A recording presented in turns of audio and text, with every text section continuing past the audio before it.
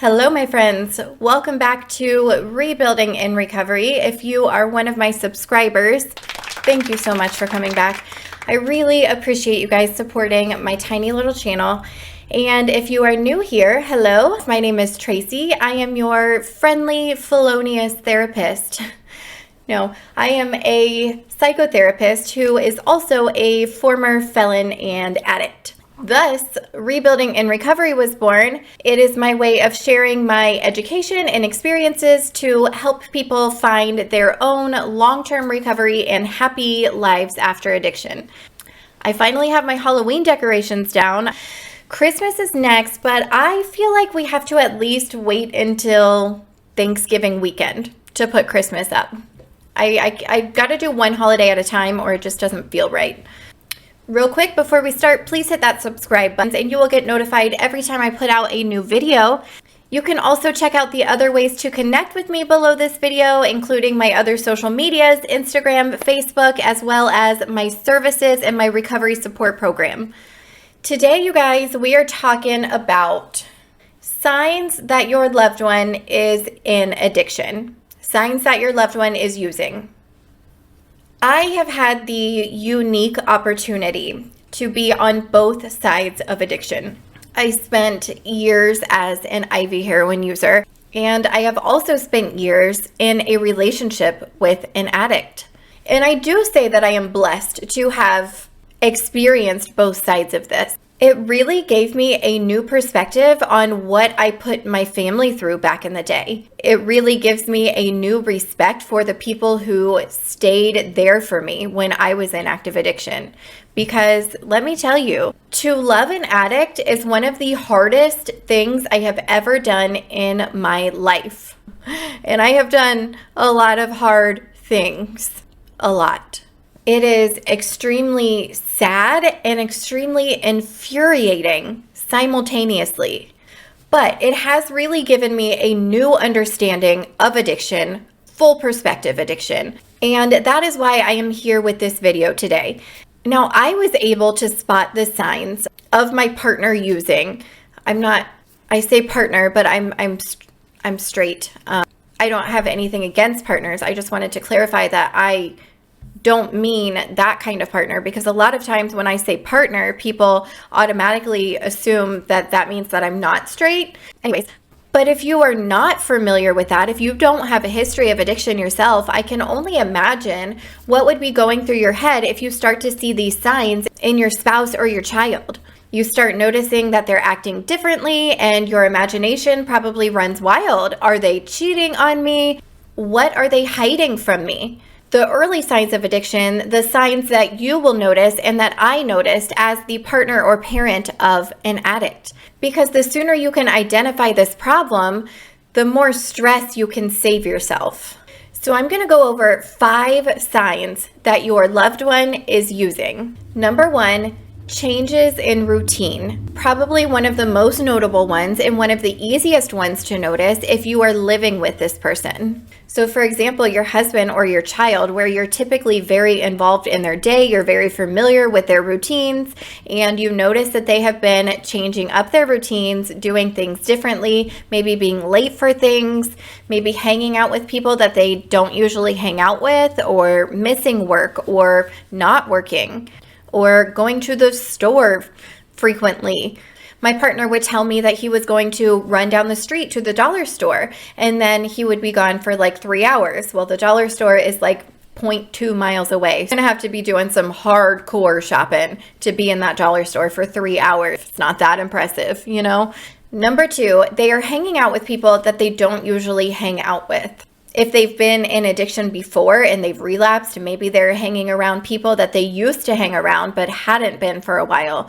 Or maybe they all of a sudden have a whole new set of friends that you have never met before. Or these people come over and you feel like they seem a little bit sketch pad. What's the slang nowadays for sketchy? Sketch pad? Number 3, they take a long time in the bathroom. Again, most easily to spot if you live with the person. If they are suddenly taking hour-long dumps every day, And that's not normal for them. That's normal for some dudes, I think. But if that's not normal for them, or even when you are out in the community and they use the restroom, typically that would be a quick restroom trip and it's taking them 15 minutes or more, red flag. The bathroom is usually where people go to do their thing. Number 4, they are withdrawn or they don't seem interested in things that they're typically interested in. Maybe you guys have a movie night every Friday and all of a sudden they are saying, you know what, I kind of made some other plans, or I really need to work on this.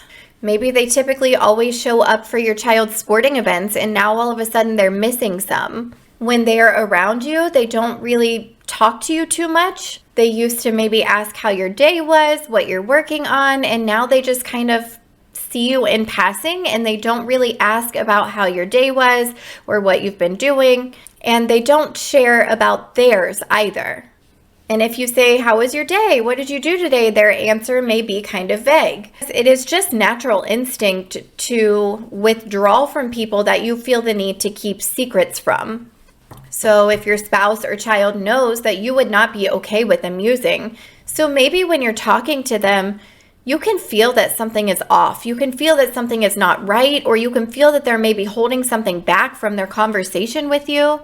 You just don't know what it is, and it's probably so minute that you dismiss it. You're like, I must just be feeling weird today. We always do that. We always tend to dismiss our intuition. I'm just feeling weird today. I'm overreacting. I'm reading too much into it. It's my low self-esteem.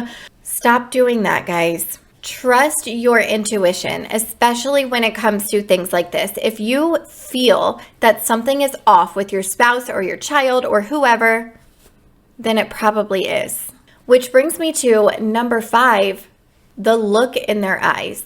Again, you can usually feel that feeling of something is off, something doesn't feel right. Probably in the beginning, so minute that you're going to dismiss it. But if you find yourself having a lot of those moments where you're saying, something doesn't seem right about what they told me, or something doesn't seem right about their presence or where they're going, something just doesn't feel right. If you're having a lot of those something doesn't feel right moments, it's time to dive into why that is. And I know that that's hard and it's scary because we know that something is up with someone that we love. We know that they're hiding something from us and we don't know what it is. And we're probably a little scared to find out. It is hard to get bad news and it is hard to accept that we are losing our loved one, because that's what it feels like, is that we're losing them. But I beg you guys, don't ignore this. It could be really easy to dismiss all of these weird things. It could be so easy to dismiss those today and tomorrow and the next day and let this pattern continue over and over until they are so deep into their addiction that redemption becomes really hard.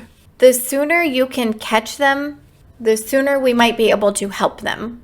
But I also want you to know that it is not your responsibility to save them. In fact, you can't. It's not possible for you to save someone. They have to do it themselves. But okay, so now you suspect that your loved one is using. What do you do about it? I mean, you really have 2 options. Number 1, you can confront them with your concerns.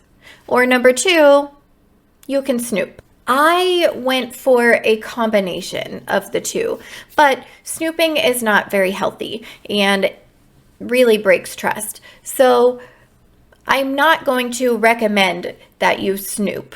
I did it, but that was not the right thing to do. So if you want to remain healthy, have healthy communication, confront them. But let me give you an example of an effective way to confront them. Here's what you don't do. I know what you're doing. I know you lied to me, you little at you. That is communication 101. No matter how angry you are, you can't come at people like that, because that shuts the whole conversation down immediately. Their defenses are up, and that's all you're going to get from them now is a wall. Here's an effective way. I've noticed a lot of changes in your day and in your behaviors recently. Is everything okay? How have you been doing? That gives them an opening to share their feelings with you and to share what's going on with you. If they choose to do that, fantastic. That is a great opportunity to show them that you are there to support them. So I'm going to be making a follow-up video on how to help your loved one if you discover that they are using. Today's video, I wanted to focus on the signs of them using. So keep your eye out next week for how to help them. Maybe sooner, hit the subscribe button so you can know when it comes out. Thank you guys for watching. I hope that this was helpful to you. If you are struggling with a loved one in addiction, I do offer family consultations. I also have linked below this video Al-Anon Meetings, so helpful, really great support system for family members of addicts. And for those who are struggling with addiction, I have also linked below this video links to meetings, inpatient therapy, all the treatment options. And my thoughts are with you guys because I know how hard this is. Thank you guys for watching, and I will see you next week.